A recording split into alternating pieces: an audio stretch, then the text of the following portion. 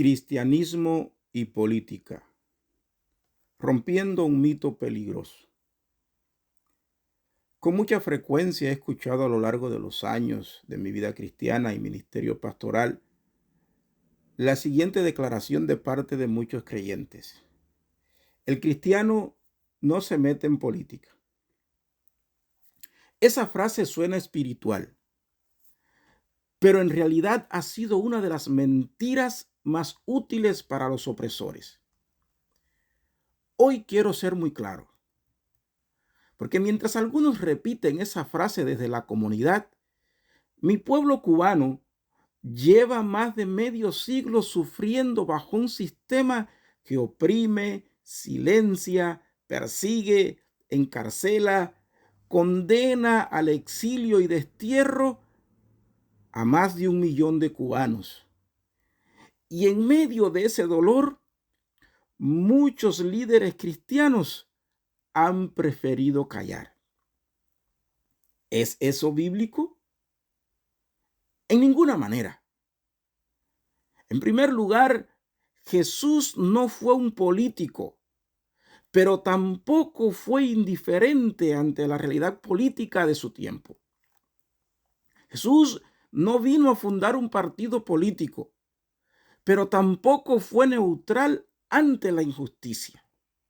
Nuestro Señor confrontó a los líderes religiosos corruptos, según leemos en Mateo capítulo 23, versículo 27 al 28.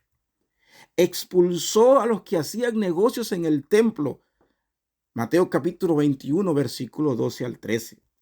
Reprendió la hipocresía públicamente, Lucas 11, 39 al 44. Además de eso, afirmó que su reino no es un reino de este mundo en el Evangelio según San Juan capítulo 18, versículo 36. Con lo cual quería decir que aunque su reino no es de este mundo en su origen, sí es un reino que irrumpió en este mundo y confrontó a los reinos de este que habían usurpado el lugar correspondiente a Dios en el mismo. El silencio ante la injusticia nunca fue una opción para nuestro Salvador. Decir, no me meto en política, aunque quizás a alguno le resulte difícil aceptarlo, es una forma más de pecado. Cuando esta frase se usa para evitar denunciar la injusticia, para evitar defender al oprimido, para evitar hablar la verdad ante los poderes impíos de este mundo, entonces deja de ser prudencia, deja de ser sentido común y se convierte en complicidad. La Biblia no nos dice, cállate ante el mal para mantener la paz, sino todo lo contrario.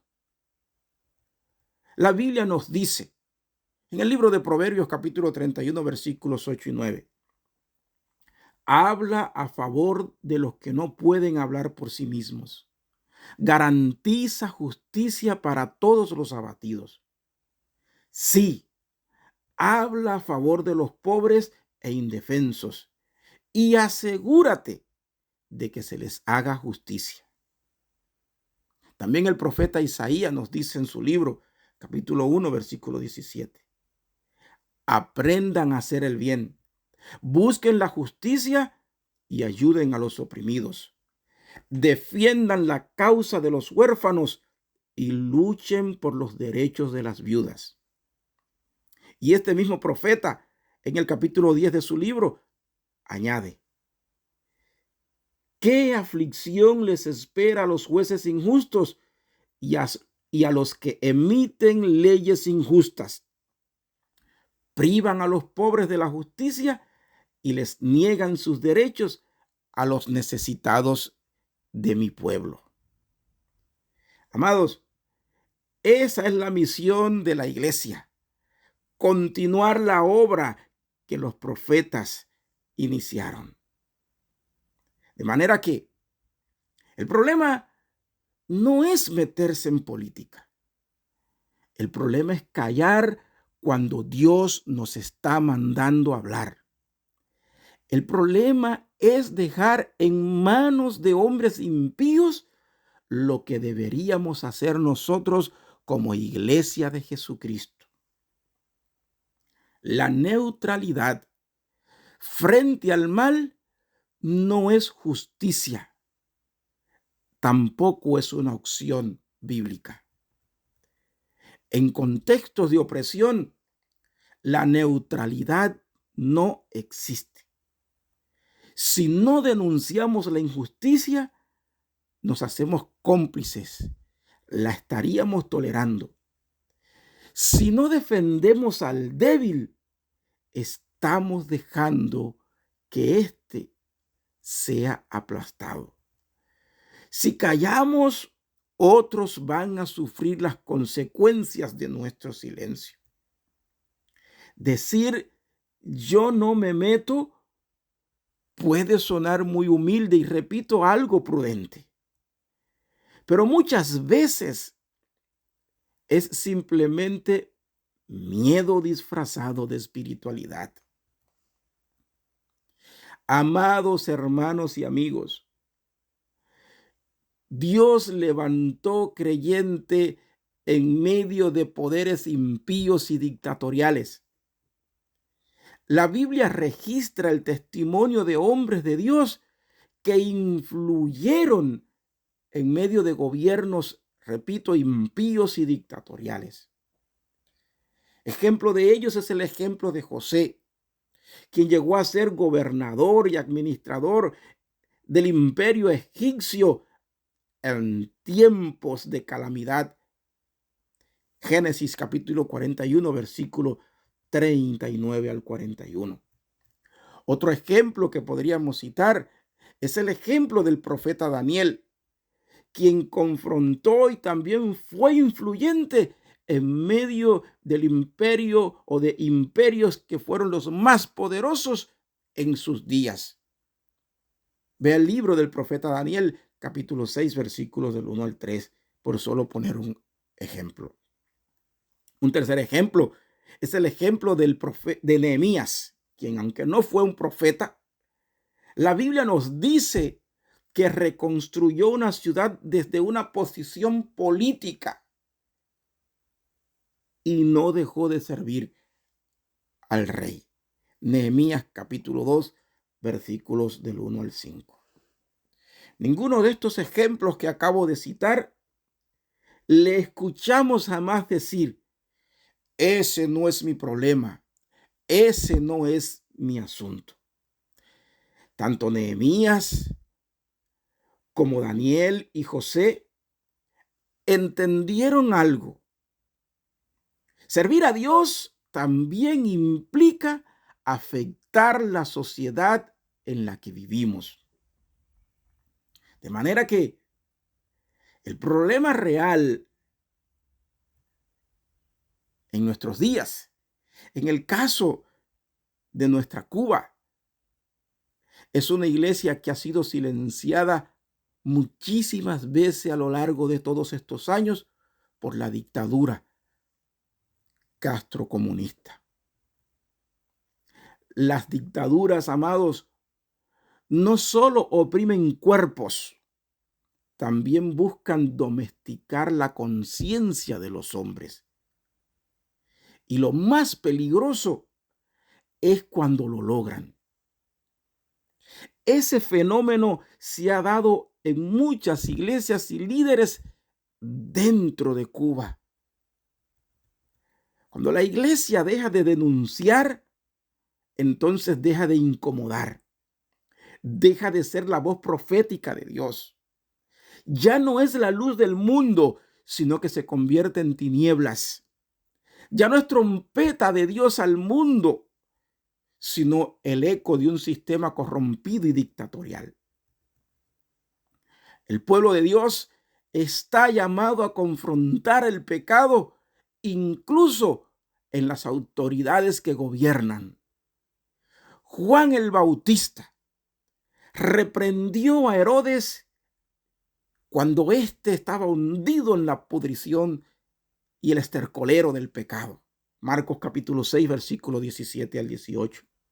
Los profetas denunciaron a reyes injustos. Un buen ejemplo de ello es el profeta Natán, de quien nos habla el profeta Samuel en su segundo libro, capítulo 12, versículos 7 al 9. Natán denunció, confrontó el pecado del rey David, no se cayó ante él. La iglesia, amados, no fue llamada para agradar al poder político de turno, sino para denunciar sus pecados y hablar la verdad en amor. La iglesia necesita en nuestros días hombres como Samuel, como Juan el Bautista, hombres como Daniel, como José, hombres como Nehemías. El evangelio, amados hermanos, no es cobardía. El evangelio es poder de Dios para salvación a todo aquel que cree. No solamente cambia corazones, sino que también produce hombres y mujeres que aman la verdad, que odian la injusticia, que están dispuestos a hablar aunque cueste. El mismo Cristo que salva, amados, no olvidemos, es el Cristo que reina. Y donde Él reina, la injusticia tiembla. La injusticia es confrontada y huye despavorida. El evangelio es poder de Dios no solo para salvación a todo aquel que cree, sino también para someter al reino de las tinieblas. Cuando el evangelio reina, las tinieblas van pasando y la luz verdadera alumbra con más intensidad. Así pues, someternos a las autoridades no significa callar ante el pecado. Sí, la Biblia nos manda a respetar las autoridades y orar por ellas. Romanos 13, versículo 1 y 2 y Primera de Pedro 2, 13 al 17 así lo testifican. Pero también establece límites muy claros que no debemos olvidar. Es necesario obedecer a Dios antes que a los hombres, fueron las palabras de Pedro y Juan ante las autoridades judías en Hechos 5, versículo 29. Cuando el gobierno contradice la justicia de Dios, el creyente no calla, sino que permanece fiel mientras denuncia al opresor. El cristiano, amados, no es idólatra de la política, pero tampoco puede usar a Dios como excusa, como justificación para guardar silencio. Porque hay momentos en los que no hablar se constituye en un acto de alta traición a la causa del reino de los cielos. Hoy Cuba clama. Hoy Cuba sufre quizás más que nunca antes en los últimos 67 años los atropellos de una dictadura que se renuncia a reconocer su fracaso. Y en ese contexto, el silencio de muchos no es prudencia, no es ético, es una herida más en el corazón de nuestra patria, de nuestro pueblo, de nuestras familias. Repito una vez más, el cristiano no vive para la política, no idolatra la política, pero tampoco huye cuando la verdad, la justicia y la gloria de Dios están en juego. Amado hermano, querido amigo, si este mensaje resuena en tu mente, en tu corazón, yo te pido, te animo a que lo compartas, porque hay mentiras que solo se rompen, que solo caen cuando la verdad se proclama sin miedo, sin temor. Recordemos las palabras de Pedro y Juan. Es preciso obedecer a Dios antes que a los hombres. Que el Señor nos bendiga y que no esté lejos el día en que veamos el amanecer de la libertad plena para nuestra tierra cubana y para todos aquellos pueblos del mundo que sufren bajo dictaduras crueles y sangrientas. Amén.